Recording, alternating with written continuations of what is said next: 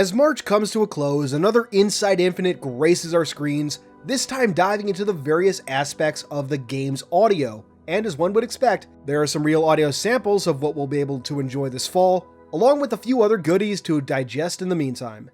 Before we dive into this though, there's no hidden audio log like last time, so don't look forward to anything new like that. However, there is more than enough to satisfy. As usual, we're guided through this article by members of the team, this time the audio team of course, starting with Satoru Tajin Tojima, audio director, who's been working with 343 since 2009 and in my opinion, has helped to bring Halo's audio sound design to a whole new level during his tenure with the company. We then have Chase Thompson, lead audio technical designer, who started with 343 back in 2012, Kyle Frazier, lead sound designer, and with 343 for over 10 years now, and Joel Yarger, music supervisor, who joined in 2019. Hope I didn't mispronounce anything there. Starting things off, Tajin reflects on feedback from previous Halo music that 343 has done, how feedback from Halo 4 and 5 has been taken into consideration as the audio team works on the music for Infinite. As with previous articles, the team focuses a lot on Infinite as a spiritual reboot, and looks at what that means for the game. And right here is where any fans of 343's musical direction may start to run into issues. We've previously heard sample tracks of the game's music, and we can very much see how they're heavily leaning towards the classic tracks. Tajin talks about how Halo 4 and 5 tried to incorporate story more into those scores, but laments that the games lost their hopeful tone that previous games had had. While I don't disagree with Tajin's assessment, not necessarily, I loved that new direction for the music, as it fit with the new direction Halo was going in, and I felt that's the direction Halo should go in after the conclusion of a grand trilogy. It was a more personal story, and Halo 4 especially was a deconstruction of the Chief's mythos, both in-universe and from a meta perspective. I understand if 343 wants to go in a more hopeful route this time around, but I think Halo 4's score was perfect for the story it was trying to tell. And above all else, the new music doesn't just have to be remixes of the same scores over and over. As much as I love the Halo 3 soundtrack, I do think it suffers a bit from the reuse of a lot of CE's themes, whereas Halo 2 brought certain themes back but introduced a ton of new elements and themes, certainly more than Halo 3 would. In short, I hope that Infinite has a greater variety of music than we've seen so far, and that the audio team doesn't try to just play things safely. I don't want them to restrict themselves because of how a few vocal fans have reacted to previous scores, and I do hope that certain themes return, such as the Mantis theme or 117, to name a couple. The song The Trials from Halo 5, I think, did a great job at merging classic Halo themes with something newer, bringing together the original theme and 117 for a new, yet familiar sound. Luckily, the team has asked how they plan to sum the question up, balance the old with the new. Mr. Yarger talks about how the team identified certain pillars, talking points we've heard from other teams of course, in this case, hope, ancient mystery/sci-fi, and military/honor/sense of duty. From there, they work with their composers to essentially, as Associate Creative Director Paul Crocker puts it, take the familiar and flip it to create something surprising. For music, this would manifest as ending with a major chord or inserting one where it might not be expected.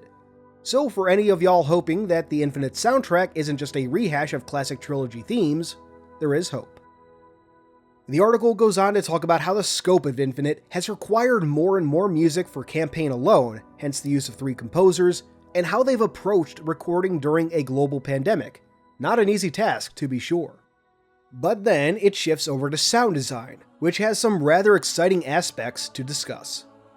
As with the music, the team starts by focusing on how they approached feedback from Halo 4 and 5 in their approach to Infinite. In short, while their previous games were rich, which I completely agree with, a common criticism was that individual sounds could get lost in the fray, which I can't necessarily disagree with. The solution for 343 was basically to rebuild their sound systems from the ground up in a way so that key sounds would stand out as needed. For example, when a gun is firing at the player, the system will focus more on those sounds than, say, gunfire from the same distance, but focused in a different direction. This is a decision I can absolutely get behind, of course. Essentially, the system prioritizes sounds by threat level in places, which I can only imagine further immersing a player and helping them identify threats, be that in campaign or multiplayer. There's nothing bad there, this is just good. Extending on these ideas, the team goes on to talk about how sounds travel in Halo Infinite. There's a lot of technical stuff here, but the short version is, when a sound plays, the system, a custom-built technology called acoustic simulation, first finds the shortest path to the listener, so to speak, then the actual path the sound would take to reach said listener, and finally generates a virtual source, as pictured here. This ideally makes for a more immersive and natural soundscape. In addition, Infinite will support virtual surround sound, further immersing players in the world. In short, this game is going to sound amazing. Another way 343 has had to reapproach sound for Infinite was how it is placed in the environment. In previous games, each sound would be manually placed in the environment. This is not feasible given Halo Infinite's scope. So, they partnered with the graphics team, piggybacking on their technology to populate the ring with visual decorations like grass or flowers, to more easily place audio emitters throughout the environment. To visualize this for us, 343 provides a section of last year's July demo with these emitters, these dots actually wireframe spheres. And quick aside, it looks like one of these wrecks here is a classic frigate design. Hard to say if it's a Paris, Stalwart, or Charon class given that the designs are virtually identical, but it's cool to see nonetheless. And speaking of environments, this update goes on to give us a sample of the ambient sounds you'll hear in Halo Infinite. I won't just play it out here, but there's a link in the description box and in the cards to the top right. And I have to say, it sounds great. The article also gives us samples of the new BR, showing us and letting us hear how the team has worked to simplify, so to speak, the sounds. More accurately, it might be best to say that they're pulling back on some of the extra noise for a more clear and concise sound. To demonstrate this, we get the Halo 5 BR versus the BR in Infinite.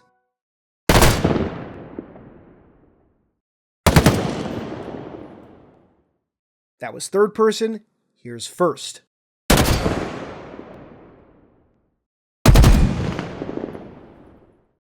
I still enjoy the Halo 5 sounds, but I can see what the team is going for.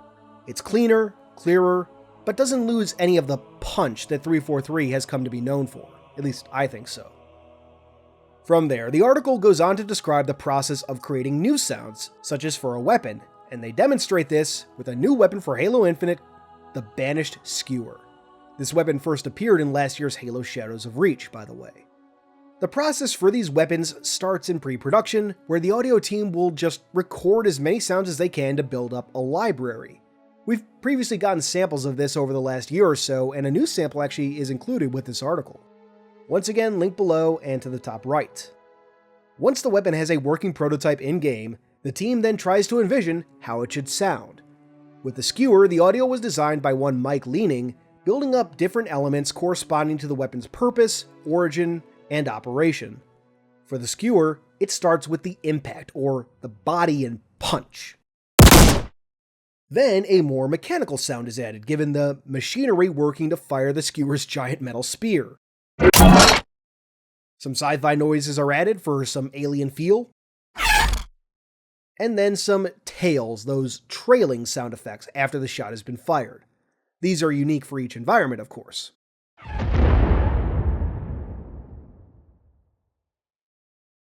All of that comes together for a rather nasty sounding and powerful brute weapon.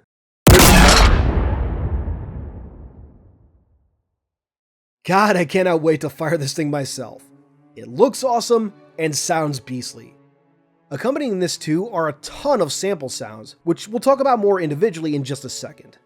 Before that though, Kyle Frazier talks about the process of creating sounds, how different it is for something UNSC versus something alien, how the latter always starts with something familiar but has to be morphed into something new or put in a new context, after which he talks about some of his favorite recording sessions.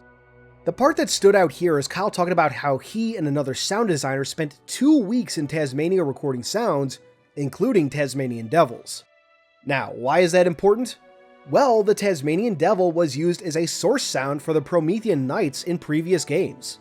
That alone isn't much to go off given the heavy emphasis on alien wildlife in Halo Infinite, but if we circle back to the aforementioned audio sample track, we can hear some samples that have a distinctly Promethean sound.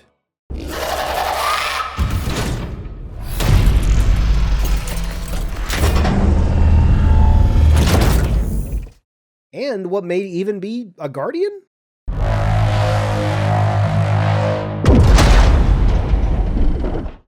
For anyone like me who was worried about the Created and Prometheans being pushed aside, this is potentially great news. I don't want to get my hopes up too much, but I know I'm not alone in hearing some pretty Promethean sounds in here, along with tons of other cool stuff, which may be the shock rifle or maybe some new air vehicles. I think I even heard a mech at one point. Lots of cool noises that I can't wait to experience in-game. Moving on though, the team talks a bit more about how multiplayer audio differs from campaign, the big one of course being a greater emphasis on the sounds of combat. Although, one point that stands out is a new musical direction, which I can't wait to hear. I loved the addition of music in Halo 4 and 5, so I'm excited what Halo Infinite will bring to the table. No details on that in this article, however. As it all wraps up, the team talks about some of their favorite aspects of the audio in the game, and Kyle Frazier gives a particularly interesting answer, talking about some interesting sounds for a new redacted weapon and some new vehicle designs. Can't wait to see what those might be. They then talk about their tasks for the next few months and thank the community for reading. Thank you, 343, for putting these out. From there, though, we get our usual tales from the trenches. As before, I'm not going to go over each statement, though one that stood out to me was from Alex Bean, multiplayer designer. He talks about how fun it's been designing new medals and selecting vocal performances for multi-kills. In particular, though, he notes that the multiplayer announcer may have something to say about the prospect of skyjacking a vehicle with the grappling hook. Omer Yunus, I hope I didn't mispronounce it, senior visual designer, also talks about how his team has been having fun working on in-game branding, so to speak, for UNSC weapons. In particular, he talks about how they've taken the time to mark these weapons up with meaningful decals and details, given their in-universe history and narratives. To quote, "I believe eagle-eyed viewers will appreciate the depths we've gone through to enhance the decals of the already impressive firepower we have in the game." Mr. Yunus, I couldn't agree more, and I look forward to that. The article closes with Joe Staten talking about a recent playthrough of Halo Infinite during which he got hit with a spanker rocket fired by enemy banished. I loved seeing brutes use human weapons in Halo 2, it was a very pleasant surprise, and it was great to see that aspect return in last year's demo, and again here now. So, how do you feel about Infinite's approach to sound? For me, there's plenty to love, but still some stuff to be concerned about. However, those Promethean sounds in particular have brought another ray of hope for this game to me. I'd still say I'm cautiously pessimistic overall, but we're slowly getting to something more like cautiously optimistic. I hope that hope isn't misplaced. But again, let me know your thoughts below. For now, this has been Halo Canon, and I'll see y'all next time. Special thanks to our theoretical patrons. If you'd like to see your name here or get a direct shout out, check out patreon.com/halocanon. You can simply support the channel or get additional benefits such as behind the scenes materials and shout outs like this. However, your continued viewership is more than enough for me. If you enjoyed this video, please consider giving it a thumbs up and maybe even subscribing to the channel if you aren't already. If you really enjoy this, turn on that notification bell so you can be among the first to see new videos when they release. But for all my fellow Canonites, keep on being awesome.